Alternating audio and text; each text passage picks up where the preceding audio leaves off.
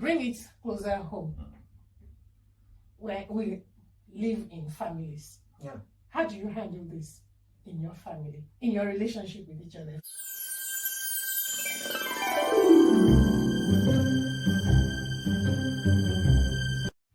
Hi, it's so good to have you here again as we continue our discussion on forgiveness. Don't forget to share this video with others you think it will be a blessing to. And if you like it, click like. If you haven't subscribed to my channel, this is a very good opportunity to do so. Don't forget to do so. And drop your comments. They are always highly valued. In my earlier chat with Mr. and Mrs. Akinropos, we talked about what forgiveness is. Today, we bring the discussion closer home to the Akinropos. How do all this work for them as a couple? Hint! Want to have an idea what the next video might be about? Be sure to watch till the end. We have known each other now for the past 35 years. Wow. When we were in college. Yeah. And some people have asked, have you ever fought?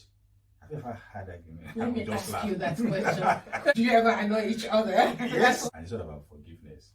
We just need to move on. We are so many times we have hurt each other that it's like, okay, that's okay.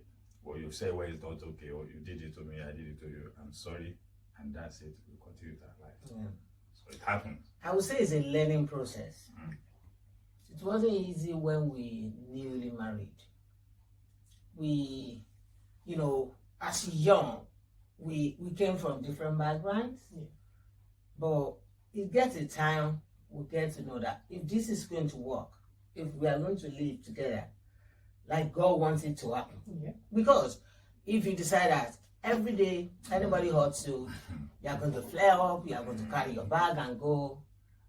Where are you going to? You go and come back, you go and come back. No. So it takes us a while and we learn from the process. When we started, it could take a few days to forgive each other. Okay. But with time, it just comes naturally. It may be an hour or two. Somebody is upset. What's the matter? What caused this? You might not even know that you hurt your partner. You might not know that the word you said came at the wrong time. But if you notice that, when I notice that it's a bit quiet, somebody can be quiet, but he is unnecessarily quiet, unusually quiet. When you're talking and it's not responding and it's just nodding his head, something's not right. Is there anything wrong? So we are getting better in forgiving each other. There's no way, if we are living under the same roof, we are not going to upset each other. Sometimes you do things that the other person does not want you to do at that right time. So, well, we forgive so easily now. Very, very easily. Because I think that's the only way. Or else there will be issue. So how did things used to be in the home when you found it difficult to forgive and it took days? Like when you were newly married, when you were younger in the relationship, because there could also be young couples who are facing this situation and are saying, oh, I wish they speak more about this, so please speak more about this. I think when there's lack of communication, I think the point is you need to communicate and communicate and communicate. Because when you don't talk about it, like you say, if we say it is well, you think that, oh, he should understand. She should understand. We don't understand. Nobody understands when someone does not speak. Exactly. We need to speak. So we learn to speak more. And your question is, how does it used to be in the house? Yeah. The house used to be like a hell. Because you go out, you don't want to come in because that man is not going to talk to you. He goes out because that woman will not even bother to say welcome. So it's not a good place to be. And I think it's better to forgive as soon as possible. So you'll be able to, when you go out, you can do your job as normal, because whatever is happening in your home will affect your productivity outside that job. You can say that again. Yeah, it will affect your children. You just pile it up and it gets to a time you want to blow up. And that is a nasty thing. It's a terrible state to be. So it's better. But I think it's a learning curve, like you said. Did you ever find yourself blowing up? Oh, yes. Many times. Then. Yeah. But God has really been good. Now, I talk a lot now. I just say it out. Oh, if I'm... It's communication. Yeah. It's communication. Sincerely, that is what was lacking. And, you know, I will give a proverb in Yoruba. Okay. Go for it. I don't know if anybody will interpret Go it. for it. I'll help you. Yoruba ni bí ilé ò bá dùn, bí ìgbẹ́ nílùú rí. When there's no peace, when there's no happiness in the family, the entire town looks like a bush to you. That is how it comes. Because you're not happy there. Whoever you meet outside will not see the happiness in you. And to add to that, Ma, you find out that when there is problem in the house, I mean, it's like you want to hate everything. Moreover, coming home, as Sharali said, what am I going home to do? Why don't I check my friend I've checked a long time ago? So it's better to forgive, release, and move on. It's hard, it's challenging, but God, in His infinite mercy, knowledge, wisdom, has said, forgive, forgive, forgive. And when God continues to hammer on something, oh, check it.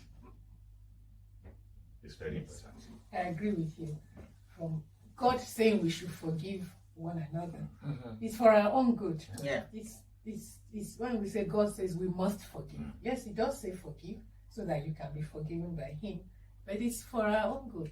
It's for your good if you forgive. Yes. And that's why God says we should forgive. God never tells us to do something that is not for our good.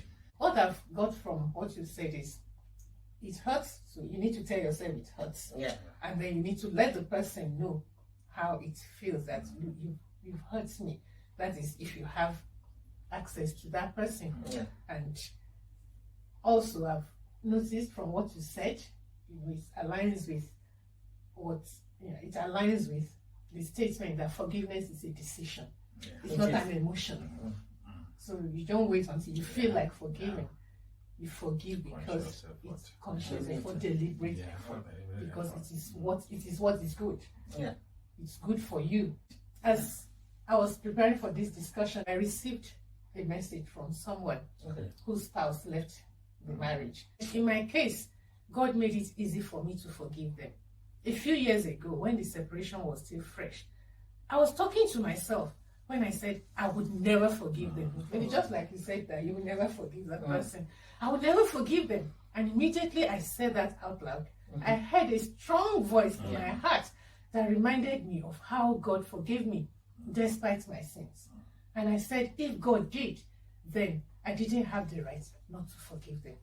The forgiveness didn't happen immediately. But being aware that I must forgive them, I started talking to God, asking for the grace. And also, I stopped focusing on the hurt, but the good times we shared when we were together. And I started being thankful for those good times. And with time, I could pray for them. And gradually, the hurt faded away. So this person didn't say they came to ask for forgiveness. No. But they forgive all the same. As you said, deliberately saying, I must forgive. It's good for me. And look, they said the hurt faded away. So who benefited? The person. The hurt left. So if they were going to bed tossing and in pain, that left and they get their life back. So when you forgive, what you do is you're taking control of your life. So you need to tell yourself it hurts. And if it's possible, you need to let the other person know. If you have access to them, then it hurts. So if you have access to the person who's hurt you, let them know what they did to hurt you. Because like Akinropos has said again and again, it's about communication. If you don't let them know, how will they know that they hurt you? And my little piece of advice, don't go expecting the person to say sorry. They may not. Just do your own part. Forgive before you are asked to forgive. What if the person doesn't apologize? That's one thing. Sometimes you may have misjudged the situation, and an explanation from that person may show you that you were wrong. And it can be embarrassing if you had already judged them guilty, and maybe you went to them with all boldness saying, you did this, it was wrong. So that's just a little bit of advice. Let's be cautious too. Think I may be wrong. I may have misjudged the situation. So if you have offended someone, this is an opportunity for you to say, I need to go and ask for forgiveness. Make it easy for them. Make it easy for people around you when you hurt them. Go to them, make your apologies. I hope you enjoyed the discussion. What would you now do about it? I have one little assignment for you. Go on your way, forgiving, and keep forgiving. And you know what? You'll be living your best life every day. Thank you again for joining me today. Don't forget to drop your comments, share with others if you haven't already done so.